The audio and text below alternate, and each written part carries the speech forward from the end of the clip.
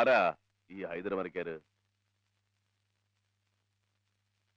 നീ അയാളുടെ ഗുണ്ടയായിരുന്നു അല്ലേ?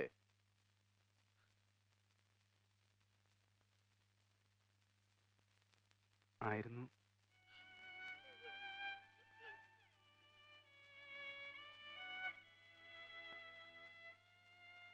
നീ അവരെ ഏതെങ്കിലും തരത്തിൽ വഞ്ചിച്ചുവോ? ഇല്ല. പിന്നെ എന്തിനാ അവർ നിന്നെ അന്വേഷിച്ചു വന്നേ? ജോലിയൊന്നും കിട്ടാതെ വന്നപ്പോൾ എൻ്റെ ഒരു സുഹൃത്താണ് അവരുടെ കൂട്ടത്തിൽ എന്നെ ചേർത്തത്. തുടക്കത്തിൽ ചെറിയ ജോലികളൊക്കെ ഉണ്ടായിരുന്നുള്ളൂ. അവർ തരുന്ന സാധനങ്ങൾ ഭദ്രമായി പറഞ്ഞെടുത്തെത്തിക്കുക, അത്യാവശ്യം ചില കൂലിത്തല്ലും. അവർക്കെന്നെ ബോധ്യമായി. ആ ഇടയ്ക്ക് വലിയൊരു ജോലി എന്നെ ഏൽപ്പിച്ചു. ഒരാളെ കൊല്ലാൻ. ആരെ കൊല്ലാൻ? DIG മാരാരെ. മാരാർ സാറായിരുന്നു ഹൈദരുടെ ഏറ്റവും വലിയ ശത്രു. കൊല്ലാൻ എന്നെ കൊണ്ട് സാധിക്കില്ലെന്ന് ഞാൻ തീർത്തും പറഞ്ഞു. അങ്ങനെ ആ ജോലി മറ്റൊരാളെ ഏൽപ്പിച്ചു. അയാൾ നടത്തിയ 2 ശ്രമവും പാഴായി. അതിനിടയ്ക്കാണ് മായയുടെ കത്ത് കിട്ടിയത്. ആരോടും ഒന്നും മിണ്ടാതെ ഞാൻ ഇങ്ങോട്ട് പോന്നു. അത് അവരെ ഒറ്റക്കൊടുക്കാനായിരിക്കുമെന്ന് അവർ കരുതി കാണും. അപ്പോ നിന്നോട് ആ കണക്ക് തീർക്കാൻ വന്നതാ അവര്. ഇനി എന്താ നിന്റെ ഭാവം? ഒരു വശത്ത് ഹൈദരമരക്കാര്, മറുവശത്ത് തന്നെ മാത്രം വിശ്വസിച്ചിറങ്ങിയ പെൺകുട്ടി. ആഗ്രഹിച്ച പെണ്ണിന്റെ കഴുത്തിൽ താലി കെട്ടി അവളെ മാന്യായിട്ട് പോറ്റണ്ടേ? എന്ത് ജോലി അറിയാൻ തനിക്ക്? BA വരെ പഠിച്ചിട്ടുണ്ട്.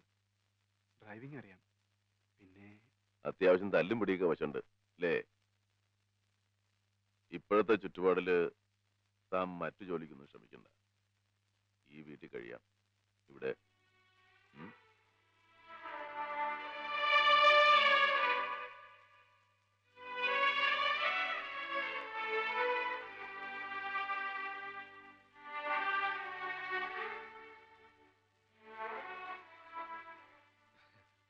എന്താ എണ്ണയാ?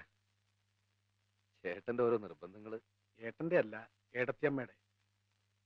നല്ല തുളസിയിലും ചെമ്പരത്തി ഇട്ട് കാഴ്ച എണ്ണയാ. വേണ്ടാന്ന് പറയല്ലേ. എപ്പോഴാ യാത്ര? പെട്ടിയും പ്രമാണമായിട്ട് ഞാനിപ്പോഴേ ടൗണിലേക്ക് പോവാ. ഇന്ന് തന്നെ പാസ്പോർട്ടിൽ ഇമിഗ്രേഷൻ ക്ലിയറൻസ് അടിച്ചു വാങ്ങണം. ഇന്ന് രാത്രി നാരായണങ്ങളുടെ വീട്ടിൽ താമസം. നാളെ പുലർച്ചെയുള്ള ഫ്ലൈറ്റിന് ബോംബെക്ക്. അവിടുന്ന് ലണ്ടനിലേക്ക് പറക്കും. ഒരു ദിവസം മുറി മാറിക്കിടന്ന ഉറക്കം വരാത്ത കുട്ടിയാ. 3 വർഷം ആരെയും കാണാതെ കടലിനക്കരെ പോയി ഒറ്റയ്ക്കിങ്ങനെ കഴിയുക. 3 വർഷം എന്നൊക്കെ പറയുന്നത് കണ്ണടച്ച് തുറക്കുന്ന പോലെ കഴിഞ്ഞു പോകില്ലേ? അത് കഴിഞ്ഞാൽ പിന്നെ ഞാൻ ഈ കാമാക്ഷിപുരത്തേക്കനല്ലേ മടങ്ങി വരിക.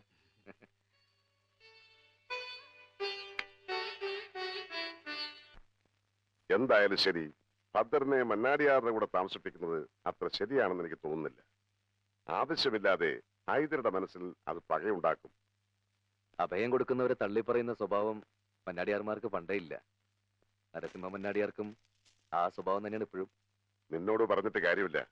നീ മന്നാടിയാറിന്റെ അനിയൻ തന്നെയല്ലേ? ഒട്ടും കുറയില്ലെന്ന് എനിക്കറിയാം. ഇത്രയും ദുഷ്ടനായ ക്രിമിനലിനെ എന്തുകൊണ്ട് അറസ്റ്റ് ചെയ്യുന്നില്ല ഡാഡി? അവനെതിരായ ഒരു ചെറുവിരൽ അനക്കാൻ പോലും നമ്മുടെ ഡിപ്പാർട്ട്മെന്റ് കഴിയില്ല. കാരണം അവനെ നമ്മുടെ ഡിപ്പാർട്ട്മെന്റ് തന്നെയാണ് വളർത്തുന്നത്.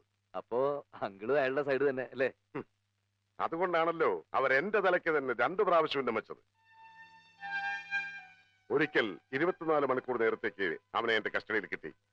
അവനെ കൊണ്ട് അവന്റെ ചരിത്രം മുഴുവൻ പറയിപ്പിക്കാൻ ഞാൻ തുടങ്ങിയപ്പോഴേക്കും മുകളിൽ നിന്ന് ഓർഡർ വന്നു അവനെ വിട്ടേക്കാൻ. അന്നും അവൻ ജയിച്ചു.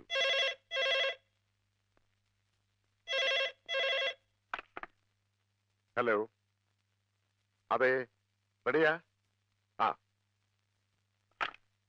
ഇമിഗ്രേഷൻ ഓഫീസിൽ നിന്നാ. നിന്റെ പാസ്പോർട്ട് റെഡിയാണ്. വരുമ്പോഴേക്ക് ടിക്കറ്റ് കൂടെ കളക്ട് ചെയ്തോളൂ. ശരി അങ്കിൾ. പ്രതാപ, നീ കൂടെ ചെല്ല്. ആ, നാളെ വീരനെ യാത്ര അയക്കാൻ മന്നാടിയാറ് വരില്ലേ? ഏട്ടനും ഏട്ടത്തിയമ്മയും വെളുപ്പിന് എയർപോർട്ടിൽ എത്തിക്കൊള്ളാന്ന് പറഞ്ഞിട്ടുണ്ട്.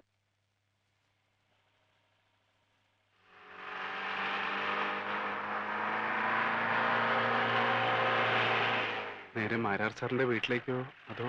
എയർപോർട്ടിലേക്ക് പോട്ടെ. മണി 5 ആയി. എത്ര മണിക്കാ ഫ്ലൈറ്റ്? 7 മണിക്ക്.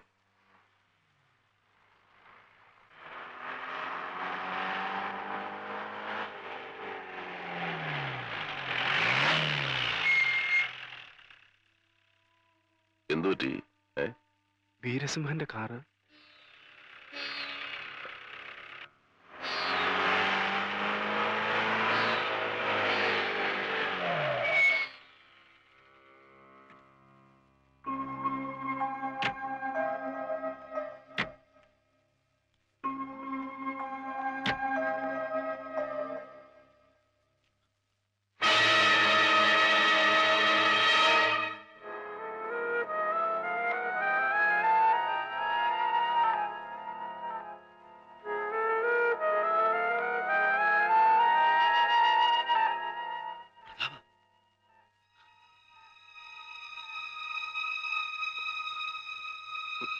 വീരൻ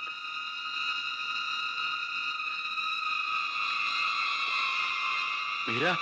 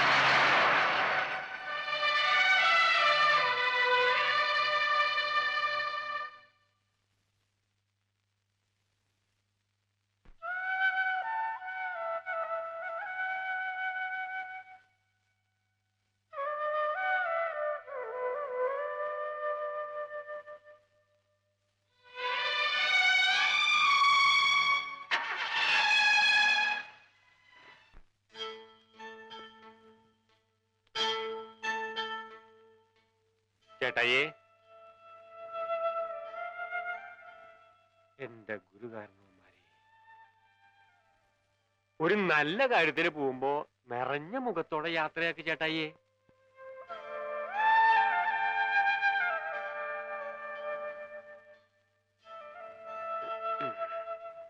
പോവാ മന്നെ.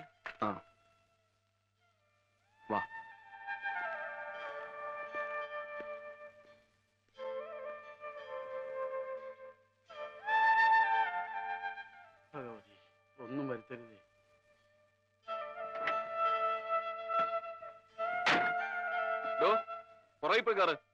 അമ്മ അവിടെ ഇരുന്ന് ഞാൻ പറയുന്നതാണ്. സാർ ഞാൻ കൂടെ ജീപ്പില്. എന്തിനാ? ഇവന്റെ കാര്യം ഞാൻ നോക്കിക്കോളാം, താൻ തിരിച്ചു പോയിക്കോ.